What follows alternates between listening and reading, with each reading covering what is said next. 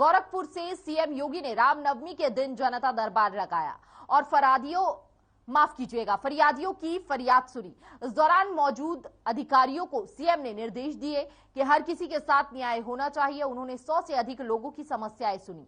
जनता दर्शन में बड़ी संख्या में जमीन जायदाद और इलाज के मामले आए। वहीं सीएम ने इलाज के लिए धन की मांग लेकर आए लोगों पर विशेष ध्यान देने को कहा। उन्होंने अधिकारियों से कहा कि आगे बढ़कर वह ये सुनिश्चित करें कि किसी भी व्यक्ति का इलाज धन के अभाव में रुकना नहीं चाहिए।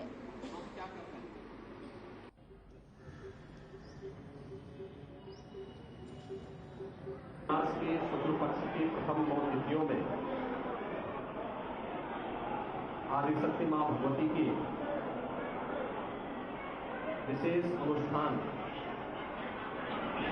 का आयोजन वासंतीय नवरात्रि के रूप में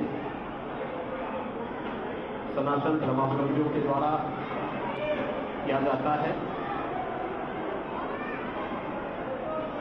इस अवसर पर परंपरागत रूप से 9 दिनों तक आदिशक्ति मां भगवती जो इस चराचर जगत की आदिशक्ति है के अनुष्ठान पूजन के उपरांत मातृशक्ति के प्रति सम्मान का भाव रखते हुए कुंवारी कन्याओं के पूजन का कार्यक्रम अभी यहां पर संपन्न हुआ है। भारत की परंपरा में मातृशक्ति का सदैव सर्वोपरि स्थान रहा है और उसी परंपरा का निर्वहन करते हुए वह वासंतीय नवरात्रि हो या शारदीय नवरात्रि, दोनों अवसरों पर इस पवित्र कार्यक्रम के साथ जुड़ने का सौभाग्य पूरे देशवासियों को प्राप्त होता है। आज नवमी की स्थिति पर कुंवारी कन्याओं की पूजन का नौ दुर्गा स्वरूप 9 कन्याओं के पूजन का एक कार्यक्रम अभी यहां पर संपन्न हुआ है और इसके साथ ही नवरात्रि वासंतीय नवरात्रि का एक कार्यक्रम संपन्न होगा। आज की तिथि अत्यंत महत्वपूर्ण तिथि भी है। पूरे समाज को मर्यादा के मार्ग पर लेकर के मानवीय जीवन मूल्यों को उच्च आदर्शों के साथ जोड़ने वाले मर्यादा पुरुषोत्तम भगवान श्री राम का पावन जन्मोत्सव का कार्यक्रम भी पूरे देश और दुनिया में जहां कहीं भी। तो गोरखपुर में चैत्र रामनवमी के मौके पर गोरखनाथ मंदिर के महंत और प्रदेश के सीएम योगी ने पारंपरिक पूजा की। वहीं सीएम योगी ने कन्या पूजन करते हुए कुंवारी कन्याओं के पांव पखारे, उन्हें टीका लगाया और उनको चुनरी उड़ाई। इस दौरान सीएम ने बटुक नाथ की भी पूजा की। इस मौके पर उन्होंने कहा कि आज उन्होंने कन्या रूपी मां शक्ति की पूजा की है। उनका यही आने वाले समय में प्रयास रहेगा कि कन्याओं महिलाओं को मिलने वाली जो भी योजनाएं हैं वो बिना भेदभाव के उनको मिल जाए। वहीं सीएम ने रामनवमी पर सभी को बधाई दी।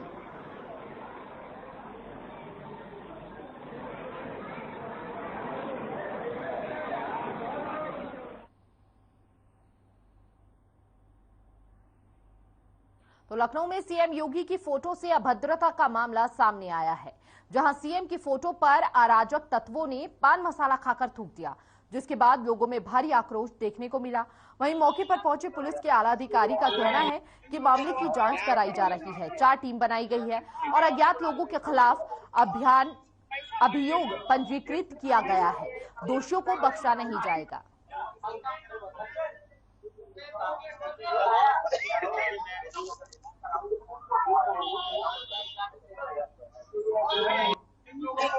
किसी एक पोस्टर से छेड़छाड़ करने से संबंधित एक सूचना आई है और इस सूचना पर संगत धाराओं में अभियोग पंजीकृत किया गया है। हम इस जो ये सूचना है और इसके संबंध में हम लोगों ने 4 टीमों का गठन किया है कि आखिर ये कैसे हुआ, और निश्चित तौर पे जो भी जिन्होंने भी ऐसा किया है उसके विरुद्ध कठोरतम कार्रवाई सुनिश्चित।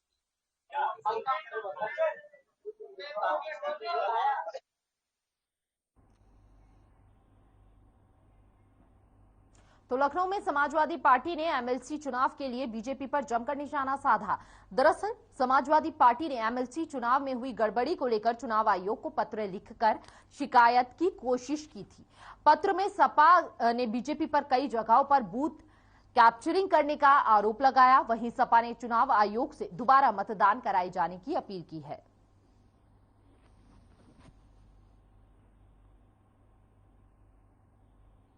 तो एमएलसी चुनावों में धांधली का आरोप लगाया गया है, जहां पर एक बार फिर से चुनावों से ठीक पहले जिस तरह की स्थिति बनी रहती है आरोप प्रत्यारोप की, ठीक एमएलसी के चुनाव थे और उसके बाद भी आरोप प्रत्यारोप की राजनीति की शुरुआत देखी गई। चुनाव आयोग से दोबारा मतदान की मांग की गई है।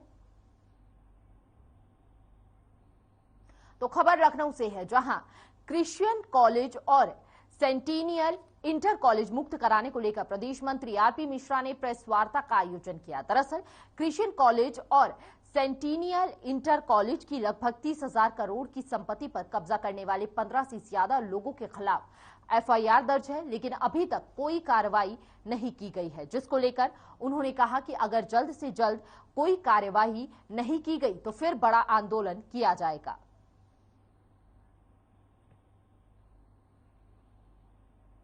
तो प्रदेश मंत्री आरपी मिश्रा ने ये प्रेस कॉन्फ्रेंस की और इस पूरे विषय की जानकारी दी। साथ ही साथ उन्होंने जल्द से जल्द इस पूरे मामले पर संज्ञान लेने की बात कही है और माध्यमिक शिक्षा संघ की यह प्रेस वार्ता थी, जहां पर प्रदेश मंत्री आरपी मिश्रा ने प्रेस कॉन्फ्रेंस लखनऊ के प्रतिष्ठित विद्यालय क्रिश्चियन इंटर कॉलेज और सेंटिनियल इंटर कॉलेज, इन कॉलेजों की प्रॉपर्टी लगभग 30,000 की है। इसको कब्जा करने के उद्देश्य से शिक्षा माफियाओं ने डिप्टी रजिस्ट्रार विनय कुमार श्रीवास्तव से सांठ-गांठ करके फर्जी अभिलेख तैयार किए और उसके जरिए लालबाग गर्ल्स इंटर कॉलेज की प्रधानाचार्य अणिमा रिसाल सिंह को प्रबंधक बनवा दिया। जब ये लेकर के पत्रकार जिला विद्यालय निरीक्षक को दिए गए मान्यता के लिए, तो उन्होंने अमान्य कर दिया, लेकिन ये जबरिया कब्जा कर लिया और कब्जा किए हुए लगभग 9 महीने हो गए। पुलिस में एफआईआर की गई, एक 4 अगस्त को की गई है। इसके अलावा ये कभी लेटेस्ट अभी सेंटिनियल इंटर कॉलेज यहाँ पर है, ये इसका पूरा विद्यालय है, सहायता पाते।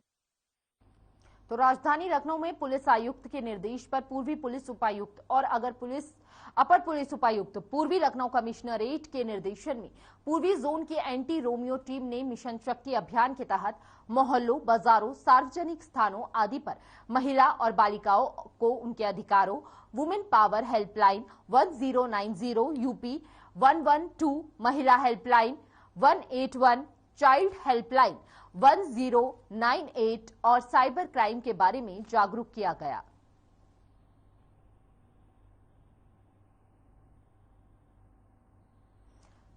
तो एक्शन में एंटी रोमियो स्क्वाड नजर आ रहा है, जहां पर महिला पुलिसकर्मी खुद महिलाओं के पास पहुंचकर उन्हें अपनी सुरक्षा किस तरह से करनी चाहिए, अगर किसी भी तरह की परेशानी है तो वह कौन सी हेल्पलाइन नंबर पर कॉल कर सकती हैं और ऐसे में प्रशासन हर समय उनके साथ खड़ा रहेगा। तो ये तमाम जानकारी जिन महिलाओं को नहीं थी, उनके पास खुद एंटी रोमियो स्क्वाड की महिला पुलिसकर्मी पहुंची और उन्होंने इस बारे में अवगत करवाया वहां के लोगों को। और इस बीच बाजारों, सार्वजनिक स्थानों का भी दौरा किया गया। तो कानपुर के पांडु नगर के राजकीय औद्योगिक प्रशिक्षण संस्थान का महानिदेशक डीजीटी नई दिल्ली अतुल कुमार तिवारी ने निरीक्षण किया। उन्होंने संस्थान में चल रहे विभिन्न व्यवसायों का निरीक्षण करके प्रशिक्षार्थियों से बातचीत भी की, जिसके बाद डीजीटी ने कानपुर मंडल के समस्त राजकीय औद्योगिक प्रशिक्षण संस्थानों के प्रधानाचार्य के साथ बैठक की और उनकी समस्याओं को सुनकर आगामी नई योजनाओं की जानकारी दी। इस दौरान प्रदेश के प्रशिक्षण और सेवा योजन निदेशक हरिकेश चौरसिया भी मौजूद रहे। अप्रेंटिस मेले की तैयारियों के संबंध में समीक्षा बैठक का भी आयोजन किया गया। इसमें कानपुर मंडल के समस्त राजकीय औद्योगिक प्रशिक्षण संस्थानों के प्रधानाचार्य के साथ औद्योगिक श्रम और सेवा योजन विभाग के उच्च अधिकारियों ने भाग लिया।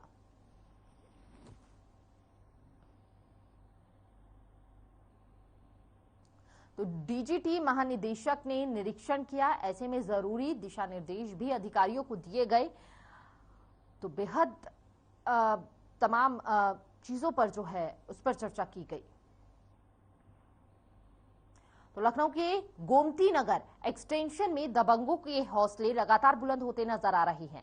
जहां सब्जी मंडी में जमीन पर सब्जी की दुकान लगाए गरीब युवक पर दबंगों ने हमला बोल दिया और तो और उसका सारा सामान बर्बाद कर दिया, जिसका वीडियो सोशल मीडिया पर जमकर वायरल हो रहा है। हालांकि हर खबर वायरल वीडियो की पुष्टि नहीं करता है। वायरल वीडियो में गरीब सब्जी विक्रेता की पिटाई कर उसकी दुकान को तहस नहस करते नजर आ रहे हैं।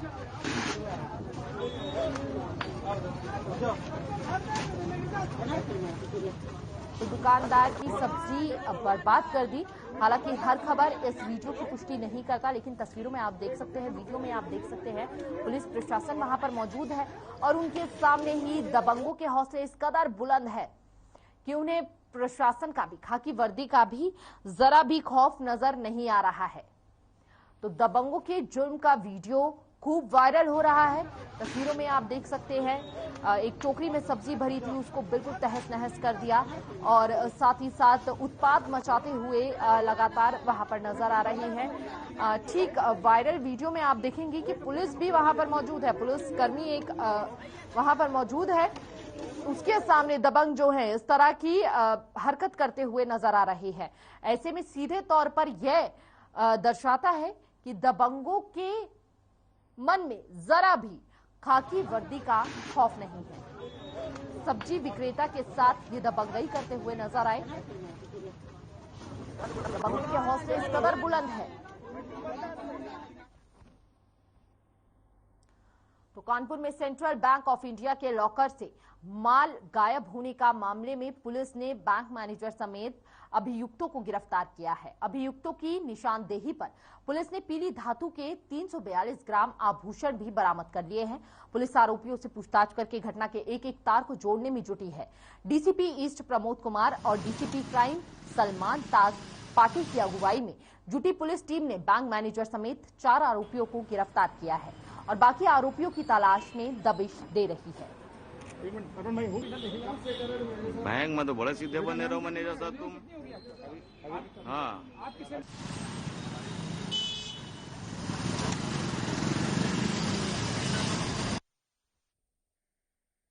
जैसे कल हम लोगों ने ब्रीफ किया था, इसमें 4 लोगों को कल हमने हिरासत में लेके जब पूछताछ कर रहे थे तो इसमें 4 लोगों की संलिप्तता पाई गई है। जो राम प्रसाद उसके जो बैंक मैनेजर, उसके चंद्र प्रकाश जो लॉकर ओपन करने वाला था, उसके 2 साथी करण और राकेश, इन 4 लोगों को हम लोगों ने अरेस्ट कर लिया है और इनको हम कल जुडिशियल रिमांड में पेश करेंगे। फिर उसके बाद हम लोग पुलिस कस्टडी रिमांड भी इनकी लेंगे और जितना सामान जो गया है उसकी हम लोग। तो राजधानी लखनऊ में हिट एंड रन का एक सनसनीखेज मामला सामने आया है। मॉर्निंग वॉक पर निकले समोसे के दुकानदार को कार ने रौंद दिया। हादसे में युवक को गंभीर चोट आई। आनन फानन में उसे लोगों ने अस्पताल में भर्ती कराया, जहां डॉक्टरों ने उसे मृत घोषित कर दिया। घटना से नाराज परिजनों ने शव को सड़क पर रखकर जाम लगा दिया। परिजनों ने 50 लाख का मुआवजा समेत परिवार में एक व्यक्ति को नौकरी की मांग कर रही है। प्रदर्शनकारियों को मौके पर पहुंचकर मेयर संयुक्त भाटिया ने आश्वासन देकर शांत कराया। तो शव ये 4-5 बजे मॉर्निंग वॉक करने निकलते हैं जी, तो अचानक यहाँ टहलने निकले तो कार वाले ने ठोकर मार के चले गए जी। आपको जानकारी कैसे मिली? यहाँ के पुलिस वाले ने फोन किया जी। क्या बताया आपको? कि आपके भैया का एक्सीडेंट हो गया जी। तो यहाँ के जो जिस गाड़ी ने ठोकर मारी वो गाड़ी वाले गन्ने में उठा करके भैया को डाल देते जी। तब तक यहाँ के लोगों ने हमारे घर दौड़ के गए जी। वहाँ पे हम लोगों को बताया कि ऐसी बात थी। हम लोग दौड़ के आए तो मालूम पड़ा 2 लड़के भाग गए। 2 लड़के जो एक्सीडेंट करे 3 थे, 2 भाग गए और 1 पकड़ लिया गया। तो योगी सरकार 2 में माफियाओं के खिलाफ लगातार एक्शन जारी है। इसी क्रम में रायबरेली के थाना मील एरिया क्षेत्र के राही गांव में शराब माफियाओं के खिलाफ प्रशासन ने कुर्की की कार्रवाई की, जहां शराब माफिया अमन जायसवाल और उसके भाई कोमल जायसवाल पुत्र गया प्रसाद जायसवाल की 2 करोड़ 29 लाख रुपए की चल अचल संपत्ति जब्त की। बता दें कि शराब माफिया अमन जायसवाल के खिलाफ कई थानों में गंभीर अपराध दर्ज है। वह मेल एरिया थाने का हिस्ट्री शीटर भी है। तो पहले से ही इस शराब माफिया के खिलाफ आपराधिक मामले दर्ज थे और ऐसे में पुलिस के हाथ यह बड़ी कामयाबी लगी है और बेहद सख्ती दिखाते हुए पुलिस प्रशासन द्वारा यह कार्रवाई की गई है। शराब माफियाओं के खिलाफ एक्शन मोड में नजर आ रहा है पुलिस प्रशासन। आज यहाँ राही में 14 एक गैंगस्टर के अंतर्गत अमन जायसवाल और कोमल जायसवाल, उनके पिता हैं गया प्रसाद जायसवाल, उनकी संपत्ति जो मानी जा रही है कि अवैध रूप से अर्जित की गई है, उसकी कुर्की की कार्रवाई की जा रही है, जब्तीकरण की कार्रवाई की जा रही है। इसकी अनुमानित कीमत यहाँ इनके घर की और दुकान की लगभग 2 करोड़ 29 लाख रुपए है। तो नवरात्रि के आखिरी दिन रामनवमी के अवसर पर पडरौना नगर के सायरी माई मंदिर से शोभा यात्रा निकाली गई, जो पूरा नगर भ्रमण करते हुए लखराव के सायरी माता के स्थान पर पहुंची। इस दौरान मंदिर परिसर में मेले का भी आयोजन किया गया। जिले के सभी प्रमुख मंदिरों पर श्रद्धालुओं की भारी भीड़ देखने को मिली। पडरौना नगर के बुढ़िया माई मंदिर पर श्रद्धालुओं ने सामूहिक हवन पूजन किया और इस दौरान पडरौना नगर पालिका अध्यक्ष विनय जायसवाल ने जलकल भवन के हनुमान मंदिर पर 9 दिन तक मानस पाठ कराने के बाद सामूहिक हवन कर जन कल्याण की कामना की।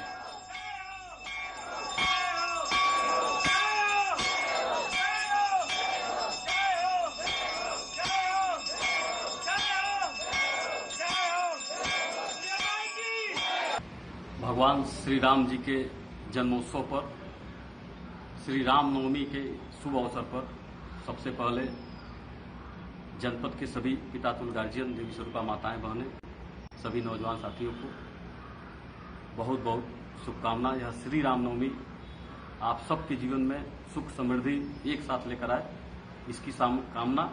और जो यह हवन आज श्री रामनवमी के दिन हो रहा है, ये पूरे जगत के कल्याण के लिए। तो रामनवमी के उपलक्ष्य में राजधानी लखनऊ में भगवा यात्रा निकाली गई। इस मौके पर भारी भीड़ के साथ हरि कथा रथ भी चला। बीजेपी विधायक नीरज बोरा के साथ साथ यात्रा में भारी संख्या में लोग मौजूद रहे। अलीगंज हनुमान मंदिर से भगवा झंडा दिखाकर यात्रा की शुरुआत की गई। इस दौरान यात्रा को जगह जगह फूल मालाओं से उस यात्रा का स्वागत किया गया। सुरक्षा व्यवस्था को लेकर भारी संख्या में पुलिस बल भी तैनात रहा। एकल अभियान के तहत आयोजित होने जा रही इस यात्रा की जानकारी देते हुए एकल प्रमुख माधवेंद्र सिंह ने बताया कि 60वीं रथ यात्रा है ये, जो कि पूरे शहर में भ्रमण के लिए निकली है। श्री राम जी की सेना चली।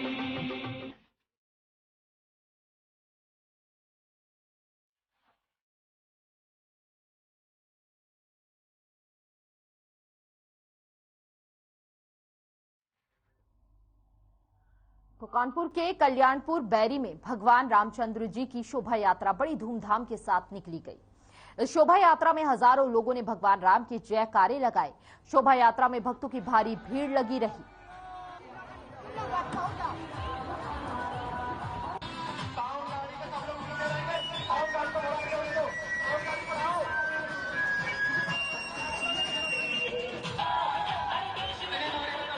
कानपुर पश्चिम जिले प्रभाग से विश्व हिंदू परिषद और बजरंग दल के तत्वावधान में ये राम जन्मोत्सव की शोभा यात्रा नारायणी गेस्ट हाउस से प्रारंभ होकर सिंहपुर, ईश्वरीगंज, नवशील धाम होते हुए इंदिरा नगर होते हुए यहीं पे आके समाप्त हो। राम हमारे प्राण हैं, भारतवर्ष के कण कण में विद्यमान है। हमारा सनातन धर्म अगर प्राणमय है तो प्रभु श्री राम की वजह से है। हम इस बिना पे उनका स्मरण करते हैं, साथ ही साथ आगे आने वाली पीढ़ी उनके आदर्शों का अनुकरण करे, ये स्मरित कराते हैं। तो जालौन में चैत्र रामनवमी पर कोंच नगर में श्रद्धालुओं ने कन्याओं को खीर खिलाई। महिलाओं ने बड़े ही भक्ति भाव के साथ उनका आदर सत्कार भी किया। कन्या पूजन के बाद कन्याओं के पैर धोकर उस पानी की चरणामृत की बूंदें घर में डाली। साथ ही श्रद्धालुओं ने चरणामृत ग्रहण किया और कन्याओं के पैर छूकर आशीर्वाद लिया।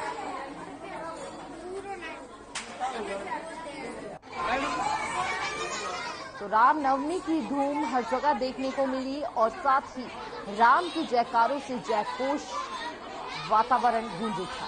चरण छूकर वहां पर कन्याओं का आशीर्वाद लिया। जालौन की ये तस्वीरें हम आपको दिखा रही है।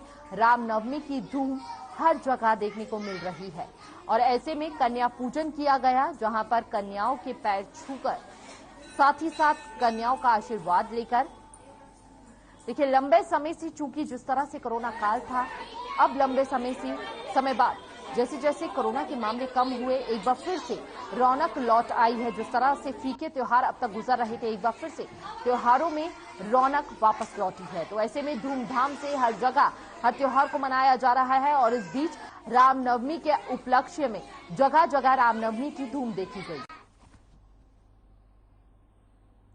तो देश भर में रामनवमी की धूम देखी गई। इसी कड़ी में कानपुर में कल्याणपुर स्थित आशा देवी मंदिर में नवरात्रि के आखिरी दिन भक्तों की भीड़ देखने को मिली, जहां मां आशा मंदिर के अंदर भक्तों ने मां के दर्शन किए और अपनी मनोकामनाओं की पूर्ति के लिए मां से दुआ मांगी। वहीं दूसरी तरफ भक्तजन अपने बच्चों के मुंडन और कई भक्त अपने मन्नत के अनुसार पूजा पाठ करते हुए नजर आए। तो नवरात्र के आखिरी दिन भी भक्तों की भीड़ मंदिरों में काफी नजर आई। देखिए, चूंकि कोरोना काल के चलते लंबे समय से जो था मंदिरों में भी भक्तजन जो थे वह सीमित संख्या में पहुंच रहे थे, लेकिन अब जैसे जैसे कोरोना के मामले कम हुए वैसे वैसे पाबंदियां हटी और एक बार फिर से श्रद्धालु जो है पूर्ण संख्या में मंदिरों में दर्शन के लिए पहुंच रहे हैं। ऐसे में श्रद्धालुओं में काफी उत्साह है और साथ ही साथ रामनवमी का ये मौका है, तो बेहद उत्साह और हर्ष उल्लास के साथ मंदिरों में राम के जयकारों के आघोष में सभी श्रद्धालु नजर आए।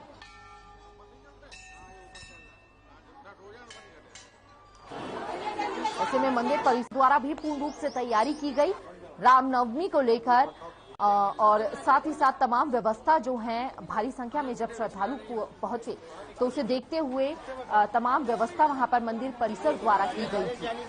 नवरात्र का आज आखिरी दिन रहा और ऐसे में मंदिरों में खासा भीड़ देखने को मिली।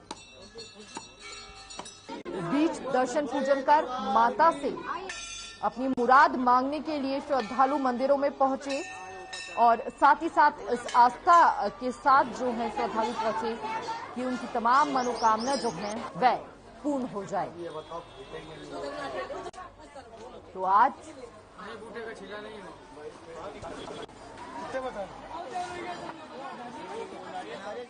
गंगा विजय के बाद प्रभु राम से तो यहाँ पर रुकी वाल्मीकि आश्रम से जाने से पहले, क्योंकि जो गंगा का पहले स्तर था वो हमारे यहाँ नौशील धाम तक गंगा जी हमारे यहाँ विराजमान थी, तो इसलिए माता जो है यहाँ रुक करके उन्होंने पूर्ण तपस्या की, जिससे कि माता सीता से ये जो भूमि है जुड़ी हुई है।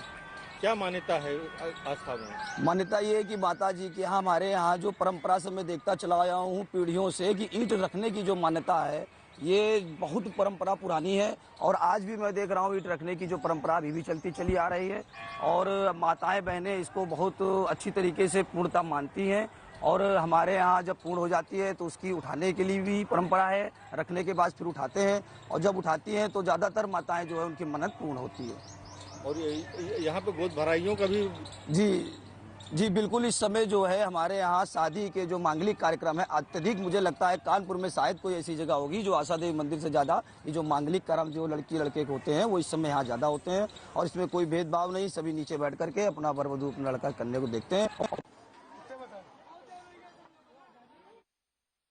दर्शन पूजन कर माता से मुराद मांगने के लिए श्रद्धालु मंदिर में पहुंचे। फिलहाल अपना उत्तर प्रदेश में बस इतना ही। तमाम बड़ी खबरों के लिए देखते रहिए हर खबर। नमस्कार।